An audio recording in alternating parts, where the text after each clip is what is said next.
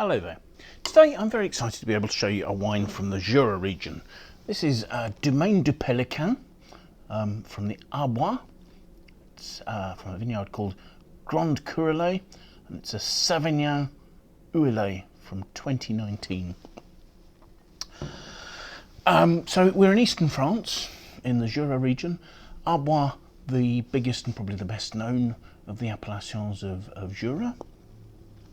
Savagnin, a grape variety, is a historic grape variety that is native to this part of France. It's also known as Traminer, and the style of wine, Ouille, is describing a wine that, because a lot of the wines from this region are allowed to oxidize during their production, Ouille is pointing out that this is a wine that has been kept topped up in its barrels so that it's protected from oxidation. So you'd expect it to be a sort of a slightly fruitier style than sort of some of the Vin de Voix or the Vin Jaunes that are unique to this area. The creation of Domaine du Pelican in 2012 and its subsequent development is arguably some of the most exciting development that's occurred for a single producer in France's fine wine scene for many years, actually. The domain was started by Guillaume d'Angeville, from the famous Volnay producer Marquis d'Angeville, along with a partner, Francois Duvivier. Francois was the regisseur at Marquis d'Angeville, so the two of them worked together. And they managed to buy an estate, Chateau Chavin, which had 5 hectares of vines and was, beautifully set up, modern domain. They also bought 5 hectares of fabulous old vineyard from Jean-Marc Brignot.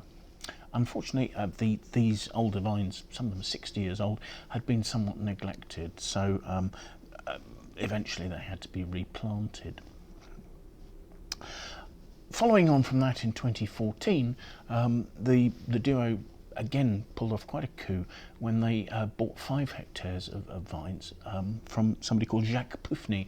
And Jacques Pouffny at that stage was one of the best known producers in the Jura region. He was a highly respected leading producer, and he was retiring, and my understanding is struck up a friendship as well, so has helped to guide the domain. So we've had here a confluence of some really fabulous vineyards and some really top-class winemaking in this not particularly well-known region. The Grand Curoulet vineyard is arguably one of the best terroirs in Jura. As I say, originally it had these 60-year-old plus vines.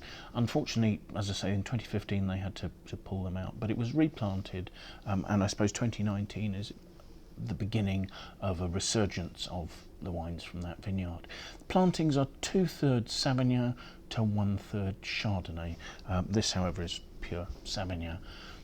The vineyard is north-facing, unusually so that makes it quite cool, and it gets quite an amount of wind cooling it as well. So it's quite a late site. It's one of the estate's latest ripening sites. The soils here are quite rich soils. They're a grey marl predominantly, but also with elements of red and green marl in there as well. So water-retaining soils. These soils are very old. They date back to the Triassic period, so not particularly vigorous. The fruit from this wine is hand-picked. It's lightly crushed, and at that stage 1/3 of the harvest is put aside to macerate overnight, allowing sort of extraction of flavours from the skins.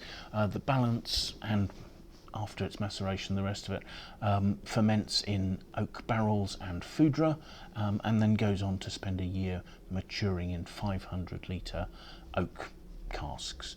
So that's the style of winemaking going on there. The winemaking style's been likened to that of Burgundy, but with slightly less new oak influence there. Looking at the wine, it has a lovely pale yellow to straw colour.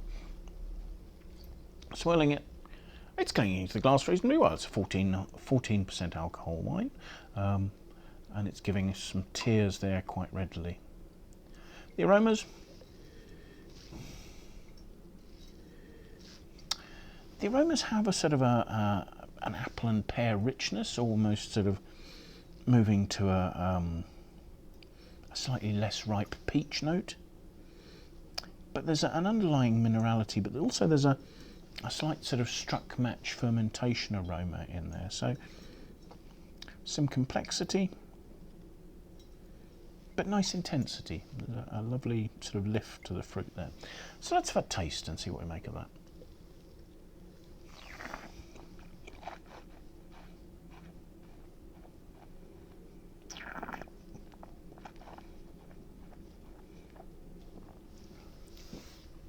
The palate is rich and rounded. It's completely dry. There's a sort of a toasty mineral note, and I'm not saying toastiness necessarily from oak. It is perhaps that, again, that slight sort of struck match, maybe tiny touch sulphurous fermentation aroma, and that's overlaying the sort of the peach, pear, fruit notes. There's a slight bit of creaminess coming from lees aging, and there's that underlying minerality. There's a slight sort of chalkiness, but actually it's leading on to a dry, saline finish. The acidity is fresh enough to be lifting the fruit. It's not particularly tart. I assume the wine's undergone malolactic conversion. It's got a sort of rounded note to it, but there is a freshness in my mouth that's leaving that sort of peary note quite fresh, and it's enough to lift the fruit on that. And the flavours are lasting really well. There's quite a weight and a warmth to the end of the palate, but I guess that's the 14% alcohol coming through there. So yeah, this is a really interesting style of wine.